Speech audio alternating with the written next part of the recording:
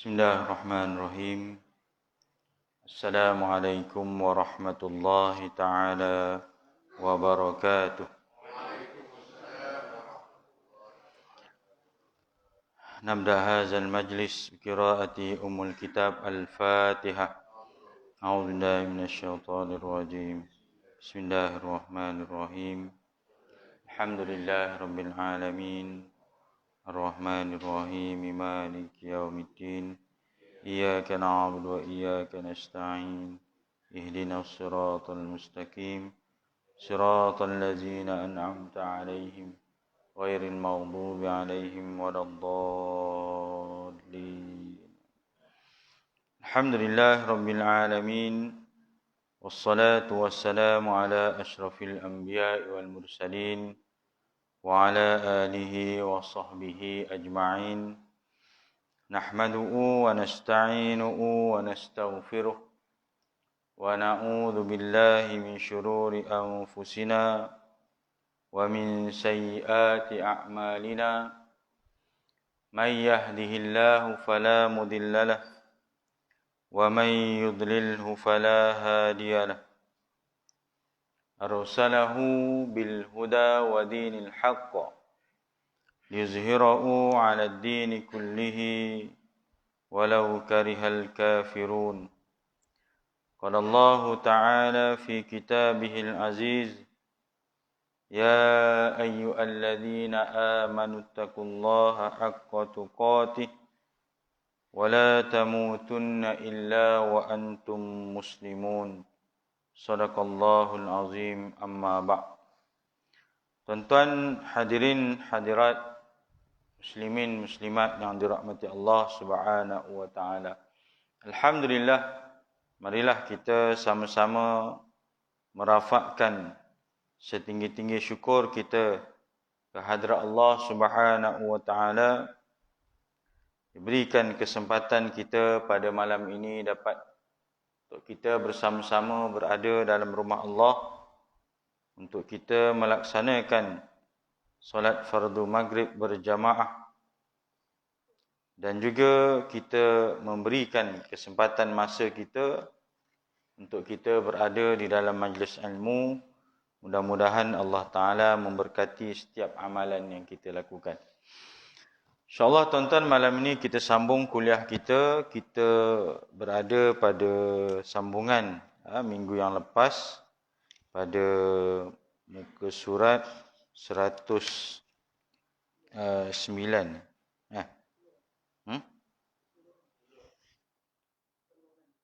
Yalah, kita terus pedoman tu kita tak sentuh lah. Biasanya kita terus je kepada sambungan seterusnya pada muka surat 113, bahagian kedua dalam surah Al-Mutaffifin, iaitu catatan utama kejahatan dan kisah orang-orang yang derhaka.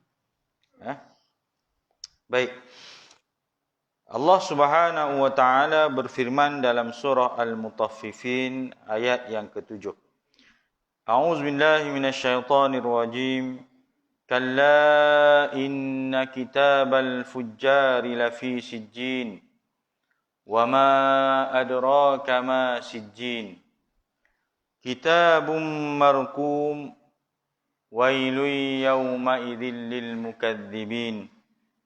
الذين يكذبون بيوم الدين وما يكذب به إلا كل معتد أثيم إذا تتلى عليه آياتنا قال أساطير الأولين كلا بل ران على قلوبهم ما كانوا يكسبون كلا إنهم عن ربهم يومئذ لمحجوبون ثم إنهم لصال الجحيم ثم يقال هذا الذي كنتم به تكذبون. Baik. Ayat yang ke-7 bermaksud sekalla inna kitabal fujjari lafi sijjin. Sekali-kali jangan curang, yakni menipu. Kerana sesungguhnya buku catatan amalan orang-orang yang derhaka disimpan dalam sijjin. Wa ma adraka ma sijjin. Tahukah kamu apakah sijjin itu? Kitabum marqum. Ia adalah buku yang tertulis jelas. Wailun yawma idzil lil mukadzibin. Kecelakaan besarlah juga bagi orang-orang yang mendustakan.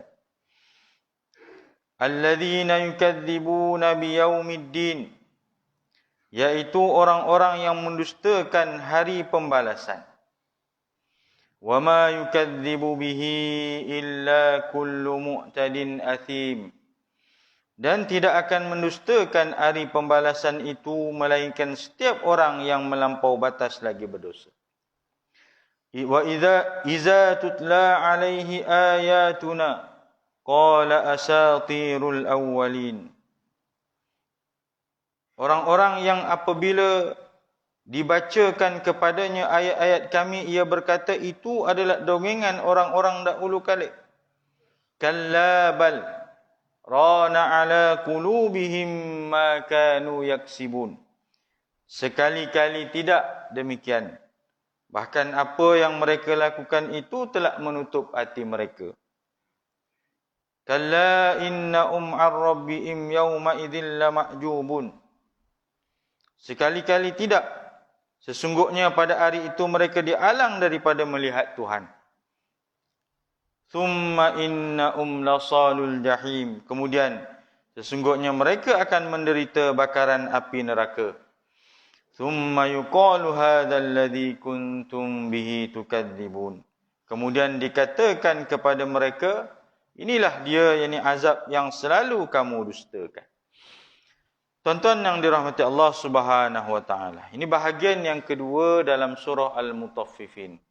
Allah Subhanahu wa taala selepas menerangkan pada bahagian yang pertama tentang bagaimana amaran Allah taala terhadap golongan yang menipu dalam timbangan. Yang mana penghujung pada ayat yang lalu, minggu lepas, Allah bagi peringatan bahawa apa yang kamu lakukan di dunia itu akan diperhitungkan oleh Allah di hari kiamat kelak. Ala yazunnu ulaika annahum mab'utsun. Kamu tidak menyangka, apakah kamu tidak akan dibangkitkan pada hari kebangkitan itu?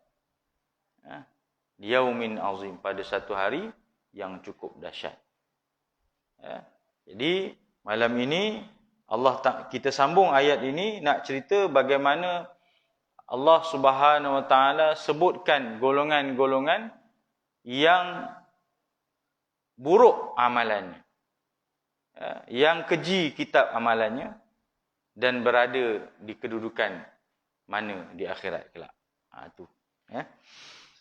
Baik, kita tengok kaitan ayat dengan ayat sebelumnya. Setelah menerangkan besarnya dosa penipuan dalam timbangan dan sebabnya, iaitu mengingkari atau lalai terhadap peristiwa kebangkitan semula dan hisab, Allah Subhanahu wa taala memberi amaran kepada mereka supaya tidak melakukan kedua-dua perkara tersebut. Kemudian Allah taala menerangkan bahawa semua perkara yang dilakukan sama ada kebaikan atau keburukan akan dicatat di sisi Allah Subhanahu wa taala.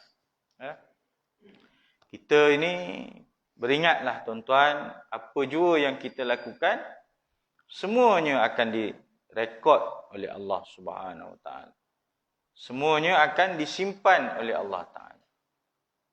Dan rekod Allah taala ini terpelihara, disimpan rapi. Tidak ada siapa yang boleh mengganggu gugat rekod amalan, buku catatan amalan kita.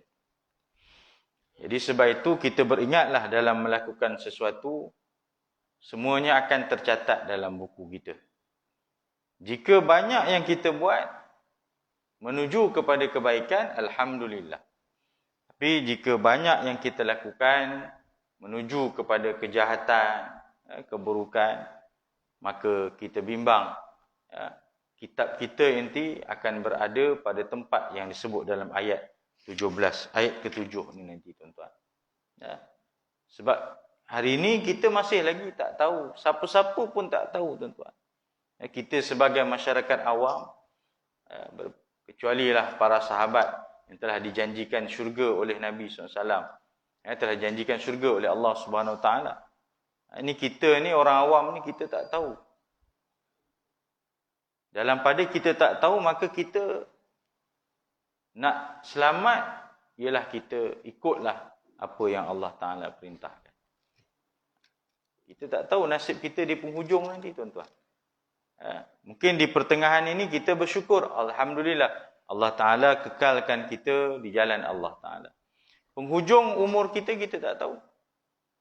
Ujian Allah Ta'ala sentiasa akan datang dan datang. Nak menilai sejauh mana keimanan kita kepada Allah Subhanahu Wa Taala. Baik, ia juga memberikan amaran keras kepada orang-orang yang ingkar serta mendustakan kebangkitan semula dan yang mengatakan bahawa Al-Quran adalah dongengan orang-orang dahulu kala dan bukannya wahyu daripada Allah Ta'ala. Cerita orang yang ingkar kebenaran ini akan sentiasa ada di mana-mana zaman, tuan-tuan. Orang yang mengingkari kebenaran ini. Maknanya benda tu betul, tapi dia tak akan percaya. Kita bawa logik mudah aja, tuan-tuan. Zaman Nabi SAW, yang Nabi sendiri sampaikan. Nabi sendiri berdakwah. Nabi sendiri yang ajak. Nabi sendiri yang menyampaikan kalamullah, yang wahyu turun kepada Nabi. Nabi kemudian sampaikan kepada penduduk-penduduk di sekitar. Itu pun ramai lagi yang ingkar. Orang-orang kafir Quraisy masih ada lagi yang enggan beriman kepada Allah Ta'ala. Ramai lagi. Apatah lagi di zaman hari ini, yang Nabi pun dah tak ada, Rasul pun dah tak ada. Yang nak menyampaikan kebenaran ialah di kalangan kita ni lah. Al-ulama warasatul anbiya. Para ulama lah yang menjadi pewaris para Nabi, nak menyampaikan risalah dakwah. Zaman berzaman Nabi, belum pernah ada kisah Nabi yang mana diutuskan Allah Ta'ala, semua kaumnya tak terkecuali, tak ada seorang pun yang ingkar, semuanya beriman. Mesti ada sekelompok di kalangan mereka yang ingkar, tidak beriman, tidak percaya kepada kebenaran ini. Mesti ada. Sampailah ke zaman kita hari ini dan mungkin sampai ke akhir zaman.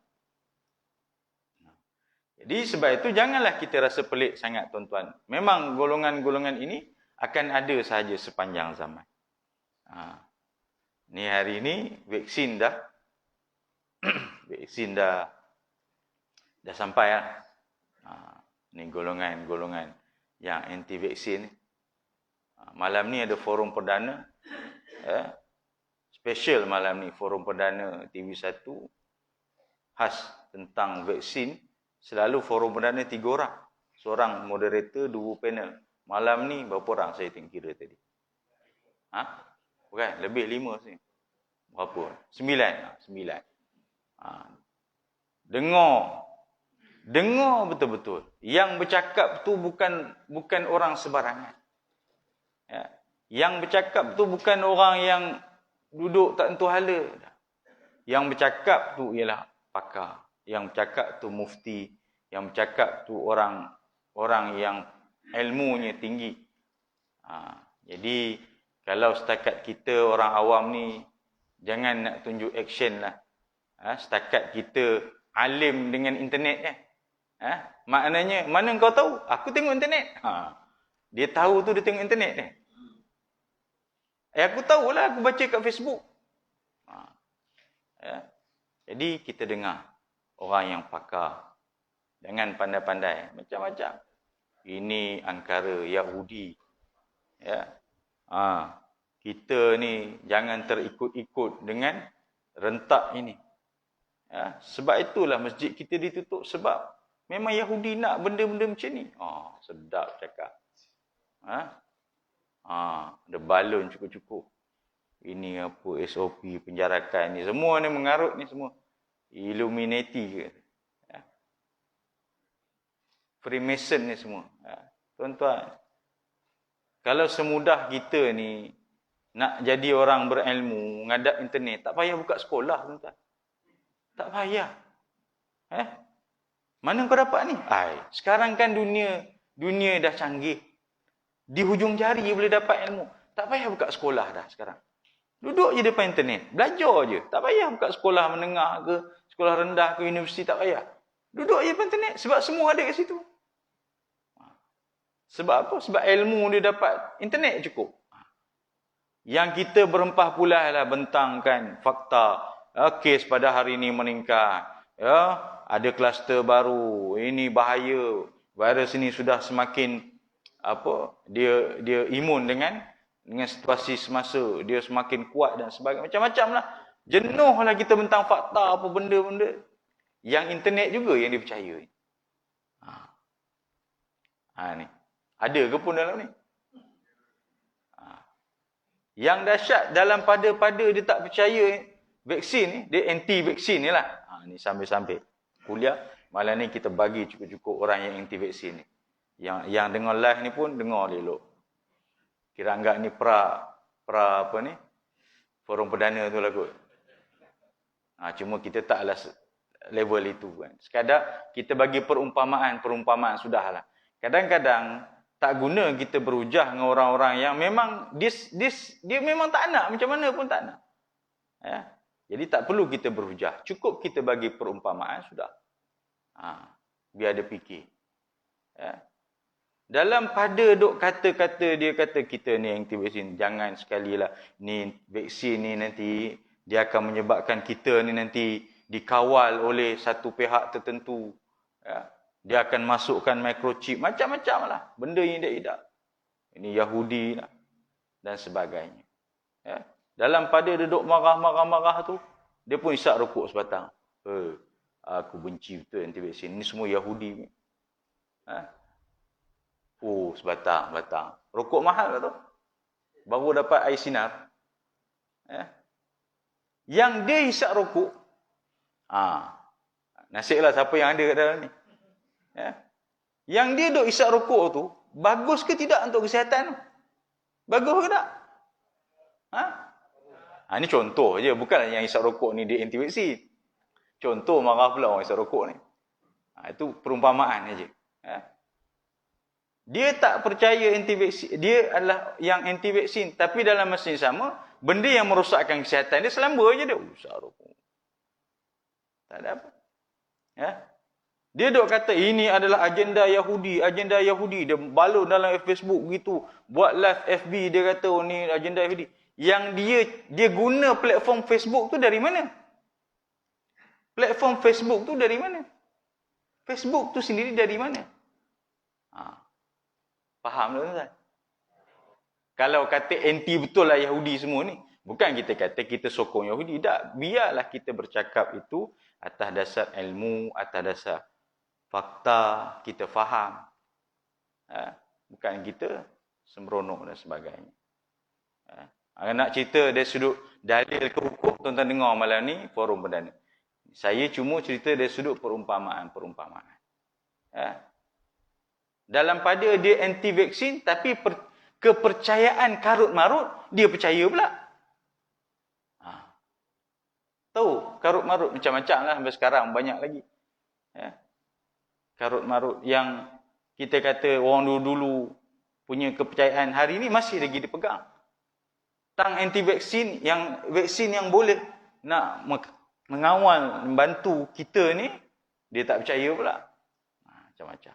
Panjanglah kalau nak cerita.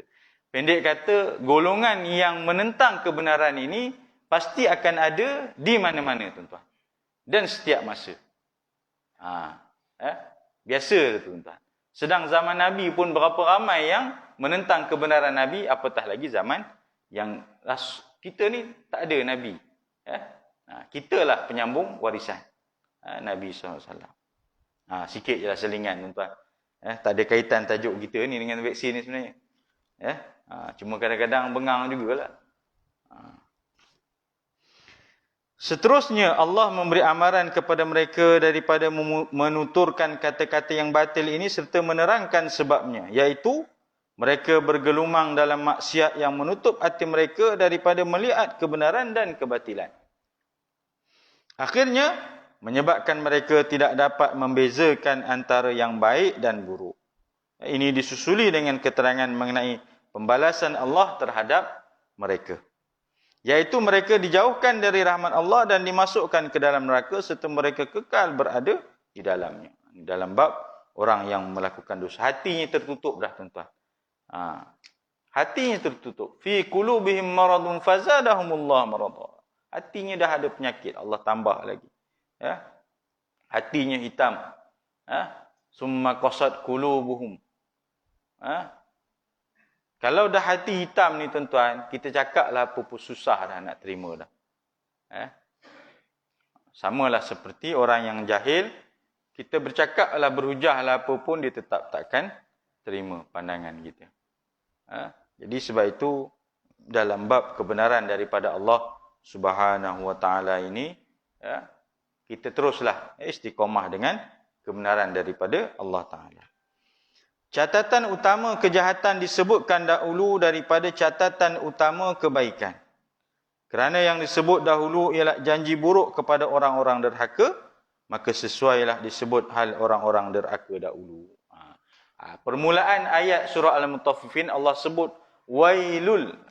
Celakalah bagi orang yang menipu dalam timbangan. Jadi dalam ayat ini, ayat 7 ini, Allah cerita pertama ialah mula-mula golongan orang yang derhaka kepada Allah Ta'ala. Baik, kita tengok tafsirannya tuan-tuan. Ayat yang ke-7, kalla inna kitabal fujjar lafi sijjin. Sekali-kali jangan curang, yakni menipu, kerana sesungguhnya buku catatan amalan orang-orang yang derhaka disimpan dalam sijjin. Kalla ini ada membawa beberapa maksud. Antaranya, tidak sepatutnya mereka melakukan keadaan sedemikian. Maka berhentilah daripada melakukan perbuatan. Perbuatan apa? Merujuk kepada surah awal Al-Mutaffifin, iaitu menipu dalam timbangan. Allah Subhanahu wa taala sebutkan, Allah bagi peringatan, ingat bahawa buku catatan amalan kita ini, orang-orang yang derhaka khususnya, akan disimpan di dalam sijin. Apakah itu sijin? Nanti kita akan bincangkan. Maksudnya awaslah dan berhentilah daripada melakukan penipuan dan sikap lalai, mengingati hari kebangkitan dan hari hisab. Sesungguhnya perbuatan orang-orang derhaka termasuklah orang-orang yang menipu dalam timbangan, ditulis di dalam buku catatan utama kejahatan dan catatan peribadi ahli neraka. Akan ditulis dan disimpan dalam satu tempat yang khas. Sijin ini ada yang memberikan maksud berasal daripada kalimah as-sijn, penjara. Dalam surah Yusuf ada cerita tentang Nabi Yusuf yang dipenjarakan tu. Ada kalimah as-sijni, fi sijni, penjara. Ada yang membawa maksud sempit, kecil.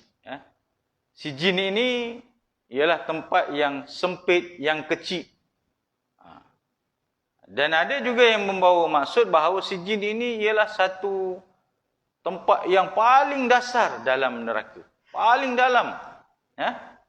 Paling dasar di dalam neraka. Tempat yang sempit, yang orang kata apa, kecil. Bagaimana yang disebutkan oleh Ibnu Katsir dalam tafsirnya, inna masirahum wa ma'wahum la fi sijjin. Itulah tempat kembalinya mereka di sijin, tempat yang sempit, yang kecil. Ada yang kata di situlah disimpannya kitab amalan ataupun nama-nama orang yang derhaka kepada Allah Subhanahu wa taala. Ada sempat bahas. Tempat yang disebut oleh Allah Taala as-sijjin. Itu antara beberapa takrifan yang disebut oleh ulama-ulama dimaksudkan dengan as-sijin itu. Ya. Baik. Wa ma adraka ma sijin. Tidakkah kamu tahu apakah itu sijin? Ia adalah kitabun markum, ia adalah buku yang bertulis jelas. Ya. Kitab yang telah dia markum ini bukan sekadar tertulis. Dia yang dah, kita kata istilahnya macam, kalau tertulis ni dia boleh diubah, dipadam. Markum ni yang termaktub dah. Seolah-olahnya yang dah terpatri di situ. Ya. Maksudnya, apakah jalannya kamu dan kaum kamu dapat mengetahui apakah itu sijin? Ya. Ia merupakan buku yang ditulis di dalamnya nama-nama mereka. Mereka ni siapa? Orang-orang yang melakukan derhaka kepada Allah Ta'ala. Ini ada satu tempat khas simpan nama-nama dan juga amalan catatan orang-orang yang melakukan derhaka kepada Allah Subhanahu Wa Ta'ala. Di sijin ini, dia ada lawan dia. Lawan maksudnya lawan kalimah dia. Iaitu illiyin. Nanti kita akan jumpa dalam surah Al-Mutaffifin juga pada penghujung surah Al-Mutaffifin ini. Lawan kepada sijin ialah tempat bagi orang-orang yang derhaka kepada Allah Ta'ala. Lawan tempat yang derhaka ialah illiyin. Empat orang yang melakukan amal kebaikan. Itu kita akan jumpa nanti selepas ini. Ya. Kita ni tuan-tuan, kita tak pernah tengok pun kitab amalan kita. Kita tak pernah tengok kitab amalan kita. Walaupun hakikatnya, yang menghasilkan kitab itu siapa? Yang menghasilkan kitab itu siapa? Isi kandungan kitab amalan tu, isi kandungan kitab amalan kita tu, siapa yang hasilkan? Memanglah malaikat yang tulis. Tapi siapa yang hasil? Dia hasilan daripada mana? Kita lah tuan-tuan. Kitab amalan ini, kita yang cipta tu maksudnya hasil daripada amalan kita. Kitab amalan itu ialah hasil dari amalan kita.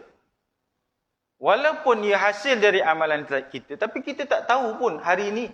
Hanya kita akan tahu di kemudian hari. Apabila menerima kitab amalan. Kalau macam kita buat, contohnya kita buat karya suatu penulisan.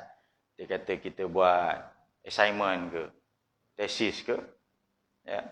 Kita tulis, kita, maknanya idea kita tu masuk. Kita boleh baca. Dan kita tahu. Bila nak habis, kita pun semak balik. Ya. Okey, ini ada tak betul. Ini perlu tambah lagi. Ini dan sebagainya. Itu hasil kita, buku karya kita, dan kita boleh semak balik dan kita tahu mana kurang, mana yang lebih, mana yang perlu ditambah dan sebagainya. Tapi kita amalan kita ni kita tak nampak. Namun hari-hari dia akan menghasilkan sesuatu yang baru dalam kitab amalan kita. Cuma kita sedar atau tidak sedar itu. Kadang-kadang kita sedar. Hari ini, sebelum tidur contohnya. Kita mungkin muhasabah hari ini banyak yang aku buat ni dosa ke pahala. Cubalah kita muhasabah kan. Sebelum tidur, hari ini banyak yang kita buat dosa ke pahala. Kalau banyak yang kita buat dosa, maka perbanyakkanlah kita istighfar, taubat kepada Allah Subhanahu Wa Taala. Ada bimbang-bimbang kita tak diberikan kesempatan untuk bertemu besok hari. Allah panggil pada malam tu. Andai kata kita rasa banyak pahala yang kita buat, maka kita doa supaya kekal istiqamah, supaya kita terus dengan amal kebaikan kita. Itulah yang kita boleh ambil pun tuan-tuan. Ya. Sekadar kita boleh muhasabah untuk kita perbaiki balik amalan kita. Sebab kalau dah sampai di padang mahsyar, baru kita nak menginsafi balik buku amalan kita, ya. Allah Ta'ala bagi buku amalan kita dapatnya tangan kiri. Banyaknya ialah dosa yang kita lakukan. Masa tu kita tak ada masa dah. Allah Akbar. Banyaknya dosa yang aku buat. Ya Allah, boleh tak bagi masa sekejap? Aku nak sembahyang taubat. Aku nak hapuskan dosa-dosa aku yang lalu. Ya Allah, bagi aku masa sikit je. Tak payah lama, sikit pun jadilah. Ya Allah. Sebab aku tengok banyak dosa yang aku buat ni. Nah, masa tu dah tak ada kesempatan dah. Kerana itu adalah tempat untuk kita dihitung amalan kita. Untuk diperiksa saja. Kalau di dunia, mungkin ada kesempatan lagi. Exam apa ni, tak dapat markah penuh ke. Mungkin akan ada kesempatan, boleh repeat paper ke dan sebagainya. Tapi kalau amalan, kitab amalan, dah hantar kitab amalan kita, habis umur kita, tutup buku amalan kita, tak ada masa untuk kita nak repeat amalan dah. Tak ada dah. SPM, teruk, gagal, boleh ada, kita boleh ambil lagi paper. Peperiksaan dunia, macam-macam, boleh. Gagal temuduga, tak apa, mohon temuduga yang lain. Gagal ujian itu, boleh. Ujian memandu, ambil lagi. Tak ada masalah. Tapi kalau gagal dalam kitab amalan kita, persembahan kitab amalan kita, dah tak ada kesempatan kita nak patah balik. Maka kita, inilah kesempatan yang ada. Yang tak berbaki, kita pun tak pasti berapa baki yang Allah Ta'ala kurnia kepada kita.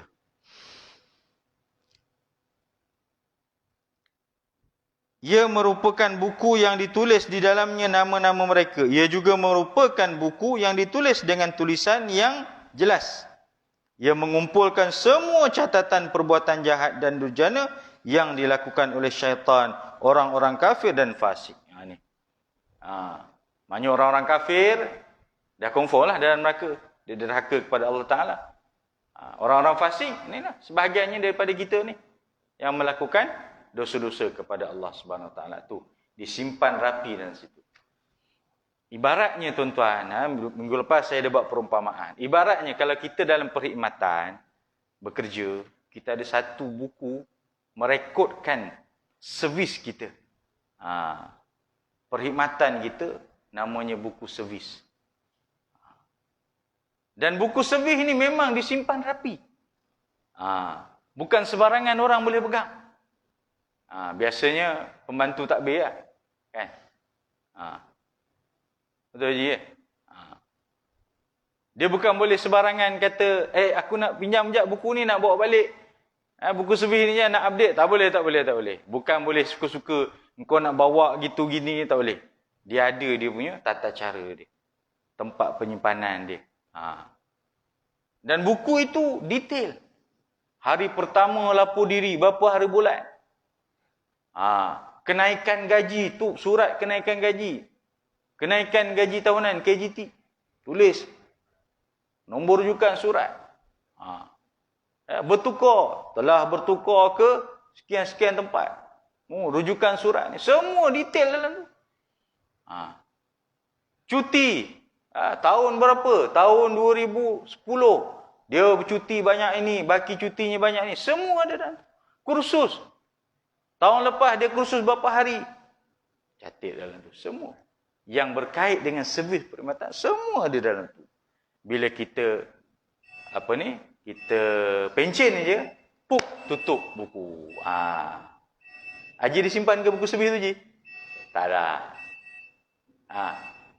Kita boleh bawa balik ke buku servis kita tu? Ada bawa balik? Tak ada, tuan-tuan.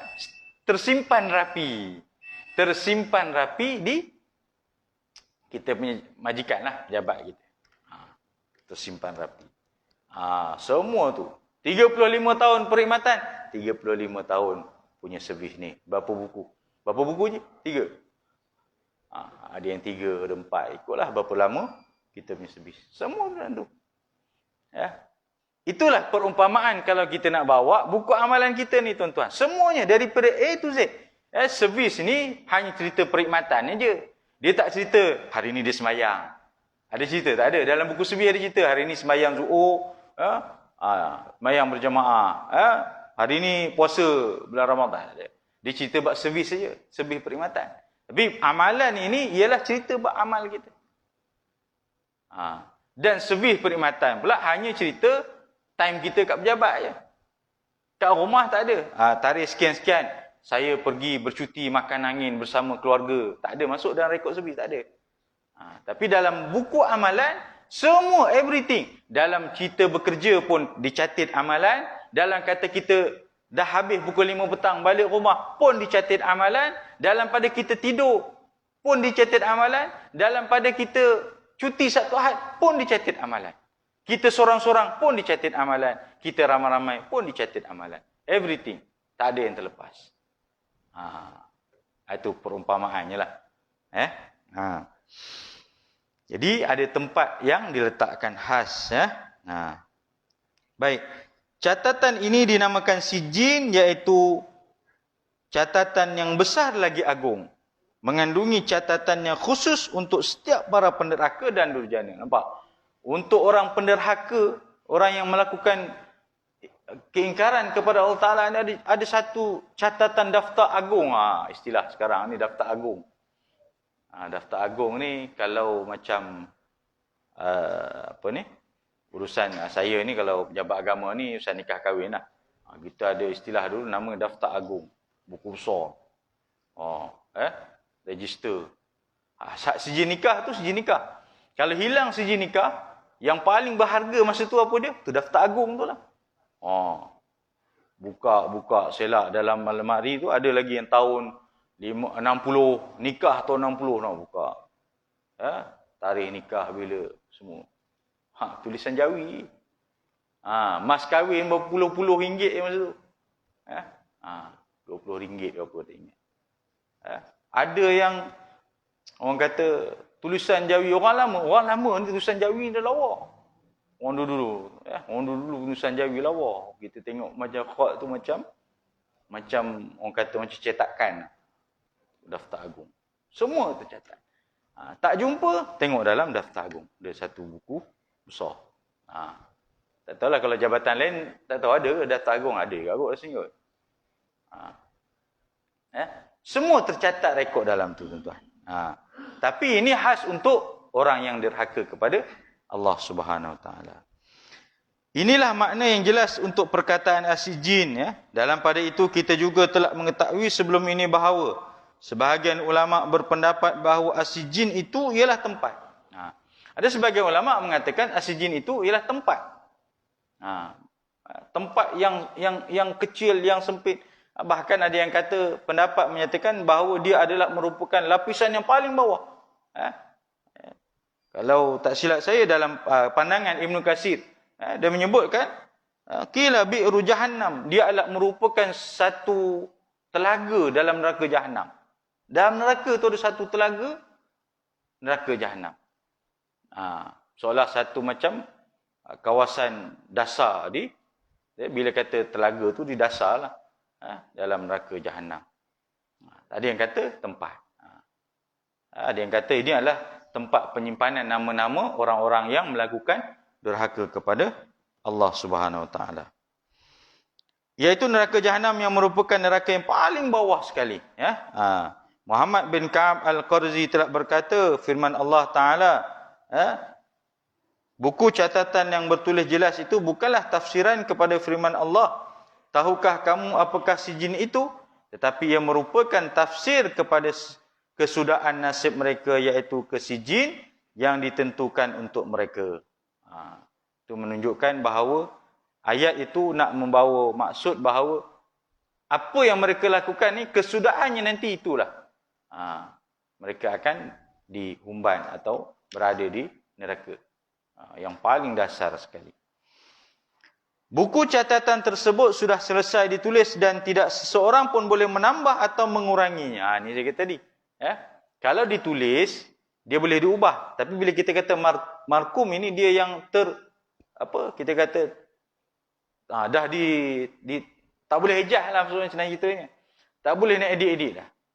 Memang itu dah tertulis nama dia sebagai penderhaka. Kitabnya nanti di akhirat nanti, itulah dia. Dia tak boleh nak diubah dah. Ini merupakan pendapat ahli-ahli nahwu seperti yang telah disebutkan sebelum ini. Kita ambil yang sikit lagi lah, satu ayat lagi ya. Wailun yauma idzil lil mukazzibin, kecelakaan besarlah juga bagi orang-orang yang mendustakan, iaitu orang-orang yang mendustakan hari pembalasan ya. Baik, ayat ini ya, ayat 10 hingga 11 ini sama maksud dalam surah Al-Infitar. Ya, tuan-tuan tengok surah Al-Infitar ayat 9. Ya. Kalla bal tukazzibuna biddin. Kalla bal tukazzibuna fiddin. Bahkan sekali-kali tidak akan mereka ini mendusta dalam agama. Golongan pendusta tersebut akan dikenakan azab yang dahsyat pada hari kiamat. Iaitu orang yang mendustakan kebangkitan semula, pembalasan dan apa yang dibawa oleh rasul-rasul. Mereka tidak mempercayai berlakunya pembalasan serta mengingkarinya. Ya.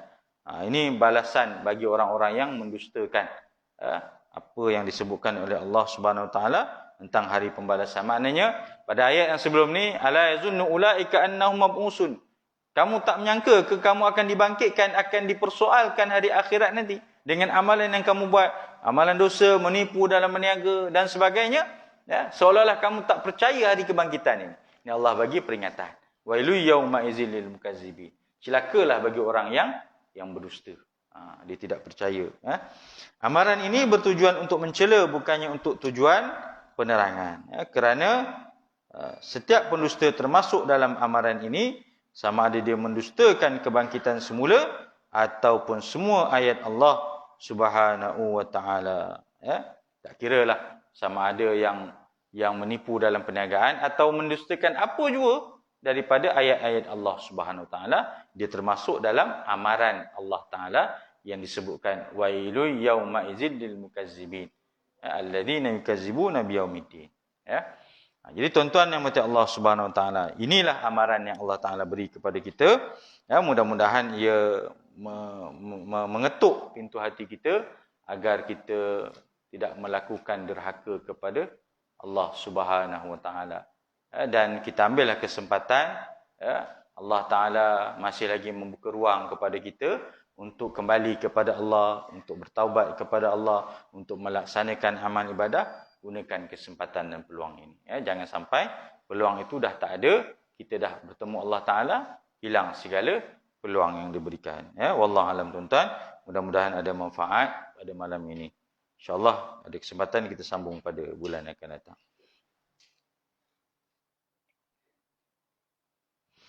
A'udzubillahi minasyaitonirrajim. Bismillahirrahmanirrahim. Allahumma ij'al jam'ana hadza jam'an marhuma wa tafarruqna min ba'dihi tafarruqan ma'suma. Allahumma nawwir qulubana binuri hidayatika kama nawtal arda binuri syamsika abadan abada bi rahmatika ya arhamar rahimin. Rabbana atina fid dunya hasanah wa fil akhirati hasanah wa qina adzabannar. Sallallahu ala sayyidina Muhammad wa ala alihi washabbihi ajmain. Alhamdulillahil alamin. Kita tanggung tasbih farah dan salatul asr. Subhanakallahumma wa bihamdika. Bismillahirrahmanirrahim. Assalamualaikum. Ila alladziina aamanu was-solihat tawassaw bil haqq tawassaw bis sabr. Sadaqallahul azim. Assalamualaikum warahmatullahi taala wabarakatuh.